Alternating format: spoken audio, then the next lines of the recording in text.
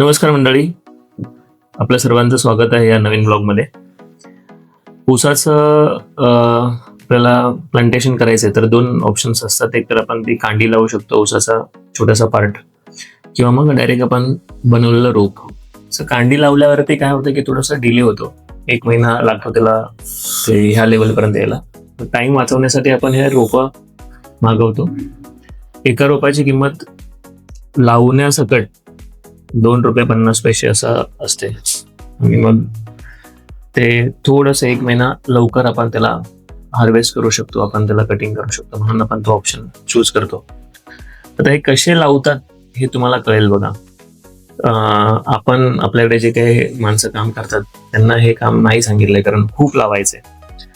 एवढं सगळं लावताना मग बाकीची कामं पेंडिंग राहतील, म्हणून आपण ज्यांच्याकडून आणलंय, ज्या नर्सरीमधून आणलंय ना, त्यांनाच आपण सांगतो की तुम्हीच लावून द्या. त्यांचे काही चार्जेस असतात ते त्याच्यामध्ये इन्क्लूड असतात. म्हणजे ₹2.50 ₹2.5 हे इन्क्लुडिंग आहे. सर्व लावण्याचं सर्व आहे. लावण्याच्या अगोदर हे पाटाने पाणी द्यायला लागतं, कारण मग त्याच्यामध्ये रोप सेटल होऊन जातं. पाणी अगोदरच पोचलेलं आहे. आता हे ट्रे ठेवून झालंय. आता हे लावतायत कसं बघा. ह्या लावण्यामध्ये एक गॅप फिक्स आहे, आणि तो गॅप असतो 2 फुटाचा. काही लोक 1 फुटावरती लावतात, काही लोक 1.5 फुटावरती लावतात. आणि मी निर्णय घेतलाय थोडासा इकडे तिकडे एक्सपिरियन्स करून की 2 फुटावरती लावलं तर आपली रोपं कमी लागतात, प्लस व्हेंटिलेशन चांगलं राहतं. आता यांना मी तेच विचारलं की बाबा काय किती फुटावरती लावतात, ते सांगत होते की 2 फुटावर लावते. 2 फुटावरती काय होतं की व्हेंटिलेशन जर चांगलं राहिलं तर मग त्याला अजून चांगली ग्रोथ मिळते. त्यामुळे आपण 2 फुटाचा कंपल्सरी निर्णय घेतलेला आहे. आणि ह्या 2 सऱ्यांमध्ये हे जे लावतात त्याला सरी म्हणतात. 2 सऱ्यामध्ये 5 फुटाचं अंतर ठेवतो आपण. काही लोक 3.5 ठेवतात, काही लोक 4 ठेवतात, 4.5 ठेवतात, 6 ठेवतात. आपण 5 ठेवले. त्याच्यामध्ये रिझन असं की त्याच्यामध्ये ट्रॅक्टर घालू शकतो छोटा, त्याने क्लिनिंग सोपं होईल. पण माहिती आहे, हे सगळं करायला आपल्याला ना पाण्याची नियोजन खूप इम्पॉर्टंट आहे. आणि पाणीसाठी आपल्याकडे 4 विहिरी आहेत, 2 मोठी शेततळी आहेत, आणि हा एक तलाव आहे. तिथून आपण पाईपलाईन केलेली आहे. ह्या तलावातून पाणी नेणं एवढं सोपं नाहीये. म्हणजे खूप मोठी सर्कस आहे. जीवाशी कधी कधी खेळ असतो.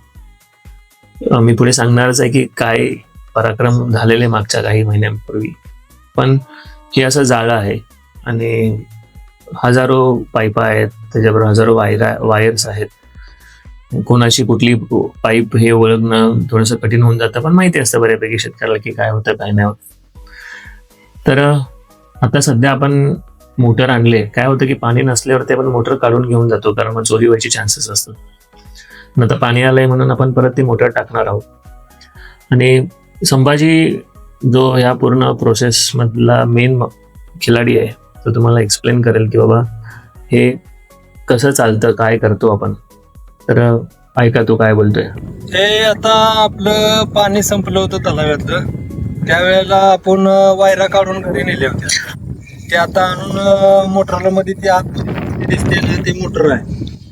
त्या ड्रमला वायर जोडून पेटीमध्ये जोडून ते चालू करून पाण्यात शेततळ्यामध्ये जाणं. शेततळ्यामध्ये टोरेस करतो आपण. पाणी टोरेस करून परत शेतीला साहेबांना थोडं म्हणजे तुमच्या नियोजनानुसार तुम्ही पाणी लागेल तसं बस जे साठवण करून ठेवता पाणी. तर काय सांगितलं तुम्हाला समजलं असेलच.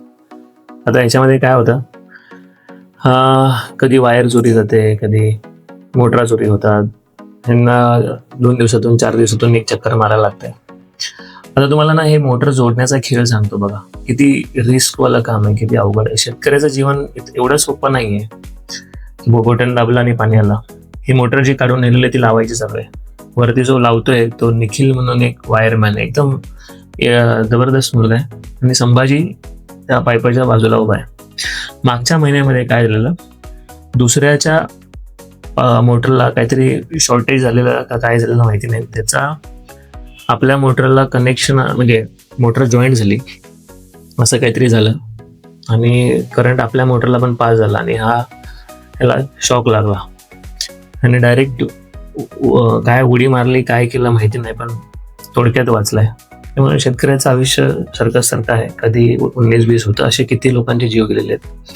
मंडळी, कसं वाटलं तुम्हाला हे कमेंट बॉक्समध्ये टाका, आणि जर तुम्हाला अजून काही सजेशन असेल तर 100% सांगायला पाहिजेत.